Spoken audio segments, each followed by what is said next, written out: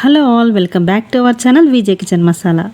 ఇవాల్టి వీడియోలో మటన్ కీమాని ఎలా ప్రిపేర్ చేసుకోవాలో మీతో షేర్ చేసుకోబోతున్నాను. మరి ఇది ఎలా ప్రిపేర్ చేయాలో చూసేద్దాం పదండి. ముందుగా స్టవ్ ఆన్ చేసుకొని కడాయి పెట్టుకొని అందులో 3 టేబుల్ స్పూన్స్ వరకు ఆయిల్ పోసుకున్నాను. ఆయిల్ కొద్దిగా వేడెక్కిన తర్వాత ఇందులో మసాలా దినుసులను వేసుకోవాలి.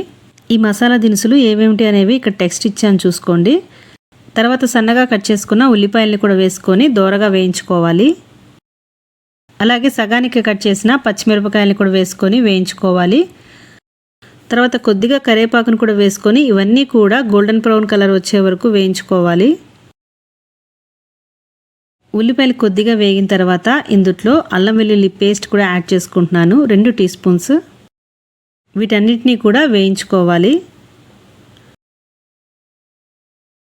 ఒక 2 మినిట్స్ తర్వాత మొత్తం కూడా ఒకసారి బాగా కలుపుకోవాలి. ఉల్లిపాయలు ఇలా దోరగా వేగిన తర్వాత ఇందులో సన్నగా కట్ చేసుకున్న టమాటా ముక్కల్ని 1 కప్ యాడ్ చేసుకుంటున్నాను. తర్వాత ఈ మొత్తం కూడా బాగా కలుపుకున్న తర్వాత ఇందులో 1/2 స్పూను పసుపుని యాడ్ చేసుకున్నాను. అలాగే సరిపడా సాల్ట్ని యాడ్ చేసుకోవాలి.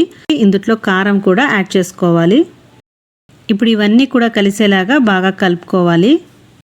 ఇలా బాగా కలుపుకున్న తర్వాత ఒక 2 నిమిషాలు మూత పెట్టి మగ్గించుకుందాము. 2 నిమిషాల తర్వాత మనకి ఇలాగా ఆయిల్ అంతా బయటకు వచ్చేసినట్టు వస్తుంది. టమాటాలు బాగా మగ్గి ఇలా దగ్గర పడిన తర్వాత ఇందులో కడిగి పెట్టుకున్న కీమాని కూడా వేసుకోవాలి. కీమాని కడగటం కోసం అయితే స్ట్రైనర్ని యూస్ చేయాలి. నేను ఇక్కడ కీమాని ముందరే కడిగి స్ట్రైనర్లో వేసి ఉంచుకున్నాను, అందులో ఉన్న వాటర్ అంతా కూడా బయటకు వచ్చేస్తుందని. సో మొత్తం కూడా ఇలా కలిసేలాగా బాగా కలుపుకోవాలి. ఇలా బాగా కలుపుకున్న తర్వాత ఒక 5 నిమిషాలు మూత పెట్టి ఉడికించుకుందాము. కీమాలో ఉన్న వాటర్ అంతా కూడా వచ్చేస్తుంది ఇలా ఉడికించుకుంటే. ఈ కీమా ఉడకడానికి అయితే కొంచెం టైం పడుతుందన్నమాట. కావాలనుకుంటే దీన్ని ప్రెషర్ కుక్కర్లో కూడా చేసుకోవచ్చు. కీమా త్వరగా ఉడికి కూర త్వరగా అయిపోవాలనుకుంటే కుక్కర్ని ప్రిఫర్ చేయొచ్చు. నేనైతే ఇక్కడ మొత్తం కూడా కడాయిలోనే చూపిస్తున్నాను. దీంట్లో అయితే కొంచెం టైం పడుతుంది మనకి. మధ్య మధ్యలో కలుపుకుంటూ ఇలా మూత పెట్టి ఉడికించుకోవాలి. ఇలా కూర మొత్తం దగ్గర పడిన తర్వాత ఆయిల్ పైకి తేలుతున్నట్టు ఉంటుంది. సో ఈ స్టేజ్లో ఉన్నప్పుడు బాగా కలుపుకొని ఇందులో నెక్స్ట్ మసాలాలు కూడా యాడ్ చేసుకుందాము. 1/2 టీ స్పూన్ ధనియాల పౌడర్ యాడ్ చేసుకున్నాను. 1/2 టీ స్పూన్ మిరియాల పౌడర్ యాడ్ చేసుకోవాలి. అలాగే 1/2 టీ స్పూన్ గరం మసాలాను కూడా యాడ్ చేసుకుంటున్నాను. ఈ మొత్తం కూడా ఇప్పుడు కలిసేలాగా బాగా కలుపుకోవాలి. ఈ మసాలాలన్నీ కలిసేలాగా బాగా కలుపుకొని ఒక 2 మినిట్స్ మూత పెట్టి మగ్గించుకుందాము. ఒక 2 మినిట్స్ తర్వాత మళ్ళీ ఒకసారి కలుపుకొని ఇందులో ఇప్పుడు మనము వాటర్ యాడ్ చేసుకోవాలన్నమాట. ఇక్కడ నేను 1 గ్లాస్ వరకు వాటర్ పోసుకున్నాను. ఎందుకంటే కీమా ఉడకటానికైతే టైం పడుతుంది. సో అందుకనే కొద్దిగా వాటర్ యాడ్ చేసుకొని మొత్తం కలిసేలాగా కలుపుకొని మూత పెట్టి మీడియం ఫ్లేమ్లో పెట్టుకొని ఉడికించుకోవాలి. అలాగే మాడిపోకుండా మధ్య మధ్యలో కలుపుకుంటూ ఉండాలి.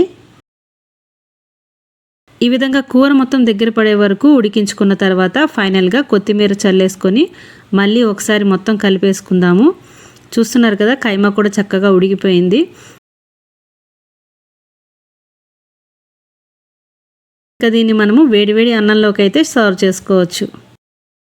ఈ వీడియో నచ్చినట్లయితే లైక్ చేయండి. అలాగే మీ ఫ్రెండ్స్ అండ్ ఫ్యామిలీ మెంబర్స్కి షేర్ చేయండి. ఇలాంటి ఇంట్రెస్టింగ్ రెసిపీస్ కోసం, యమ్మీ రెసిపీస్ కోసం మన ఛానల్ని అయితే సబ్స్క్రైబ్ చేసుకోండి. ఇంకెందుకండి లేటు, మీరు కూడా ఈ కీమాని తప్పకుండా ట్రై చేసి మీకు ఎలా వచ్చిందో నాకు కామెంట్ చేయండి. ఇంకా ఈ వీడియో మీద మీ ఒపీనియన్ కూడా నాకు కామెంట్ చేయడం మర్చిపోమాకండి. మీరు చేసే కామెంట్ కానీ లైక్ కానీ మాకు చాలా వాల్యుబుల్. మరో ఇంట్రెస్టింగ్ రెసిపీతో మళ్ళీ కలుసుకుందాం. Thank you for watching. Have a nice day.